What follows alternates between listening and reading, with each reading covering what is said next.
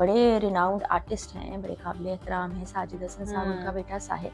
अच्छा, अब आप उस बच्चे की गुफ्तगू भी देखें, वो 27 साल का लड़का है और उसकी जब आप गुफ्तगू सुने तो हंस रहा है, वो मुस्कुरा रहा है, उसको कोई फ़र्क नहीं पड़ता मुझे पकड़ कर ले आए हैं, मेरे इंटरव्यूज़ हो रहे हैं। फिर वो बताता है इस्लामाबाद से कैसे वो वीड मंगवाता है, फिर वो वीड की तैयारी अब बताया ये जा रहा है पुलिस की जानिब से कि वो घर में ही करता है। इस केस में और भी बहुत सारे चेहरे बेनकाब कर दिए, बहुत सारे लोग जो कि शोबिस से जुड़े हुए थे, पॉलिटिक्स से जुड़े हुए थे, जिनके साथ ये सिलसिला चल रहा था मंशियात के खरीदो फरोख्त का, बहुत सारे चेहरे बेनकाब हो जाएंगे। कोई ऐसा केस मुझे तो अपनी होश में याद नहीं पड़ता है कि जिसमें सजा मिली। 25 साल पहले ये ड्रग का कारोबार किया करते थे कामरान, जो अरमगान के वालिद हैं, कारोबार करते थे और फिर इसी धंधे पर उन्होंने अपने बेटे को भी लगाया। अब इस केस में आप एक और बड़ा कैरेक्टर जो हम डिस्कस कर रहे हैं और देख भी रहे हैं, 3 मेन कैरेक्टर्स थे जो कराची में लोगों को सप्लाई किया करते थे ड्रग्स,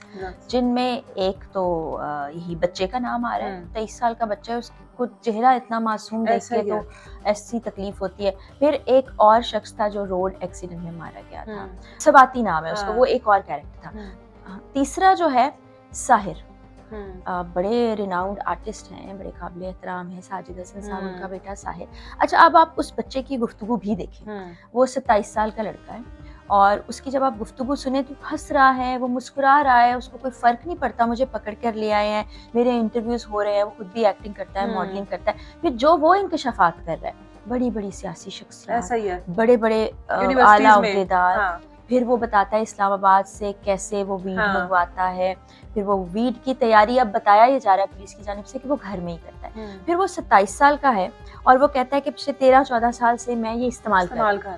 अब सोचें क्या उम्र होगी, अब उसकी उम्र में से 13-14 साल घटा दें तो वो इतनी ही उम्र का बनता है, तो इंतहाई अर्ली टीनेज से वो ये इस्तेमाल कर रहा है। फिर उसने बताया मेरी इनसे दोस्ती नहीं थी और अरमगान ने मिलवाया मुझे इससे बच्चे से, मुस्तफ़ा से, और इस तरह ये एक नेटवर्क। आपको नहीं लगता इस केस में और भी बहुत सारे चेहरे बेनकाब कर दिए, बहुत सारे लोग जो कि शोबिस से जुड़े हुए थे, पॉलिटिक्स से जुड़े हुए थे, जिनके साथ ये सिलसिला चल रहा था मंशियात के खरीदो फरोख्त का, बहुत सारे चेहरे बेनकाब हो जाएंगे? बेनकाब हो तो गए हैं, लेकिन बेनकाब होने के बाद आगे क्या? आगे कोई ऐसा केस मुझे तो अपनी होश में याद नहीं पड़ता है कि जिसमें सजा मिली। कोई भी बड़े से बड़ा जुर्म करने वाला शख्स बच जाता है और वो मुल्क से बाहर चला जाता है। जिस तरह से अब अरमगान के वालिद जो हैं वो कॉन्फिडेंस से बोल रहे हैं कि मेरा बेटा ठीक है, या जिस तरह से अब साहिर एक जिस फैमिली से ताल्लुक़ रखता है, क्या लगता है आपको इस केस का एंड भी वही होगा कि मुल्ज़िमान जो हैं वो बाहर फिर से उसी तरह से ज़िंदगी, और जिनके साथ जुल्म हुआ है, जिनका बेटा इस दुनिया से गया, वो फिर से तारीख पर तारीख और उसी तरह से इंतज़ार? यही होता हुआ नज़र आ रहा है। जितने कॉन्फिडेंस से वो कामरान कुरैशी साहब आते हैं, गुफ्तगू करते हैं और जैसे वो एक अलग सा ही कैरेक्टर उभर के सामने आया, इसमें यही लगता है कि ये आगे चल के कितना, हम मीडिया पे कितनी बात कर लेंगे, टेलीविजन कितना चला लेगा। ये वो केस है जिसको टीवी भी चला रहा है, पहले तो सोशल मीडिया आवाज़ उठाता था ना। अच्छा, एंकर पर्सन है तलहा जुत्तोई, हम सब जानते हैं उनको, उनकी जान पहचान कामरान जो वालिद हैं इसके अरमगान के, उससे 25 साल पहले की उन्होंने अपने प्रोग्राम में ये सारे इंकशाफात किए और उनका ये दावा कि 25 साल पहले ये ड्रग का कारोबार किया करते थे कामरान, जो अरमगान के वालिद हैं, कारोबार करते थे और फिर इसी धंधे पर उन्होंने अपने बेटे को भी लगाया।